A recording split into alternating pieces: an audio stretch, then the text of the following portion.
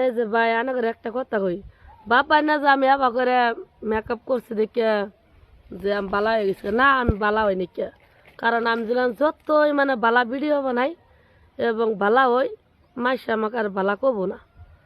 কারণ ভিডিও একটা দেওয়ার পরে তো মানে আমি যত কষ্ট করে মাইসের বুঝাই আর বুঝবো না। তো মানুষ জন্ম তো কোনোদিন খারাপ হয় না, এই মানুষে খারাপ করে। এটা বিশেষ করলাম কি, আমি কষ্ট কষ্ট একে একে বারবার যখন কষ্ট পাইছি, তখন আমার নিজের জীবনের আমি নিজের স্বাধীন মতন আমি চলি।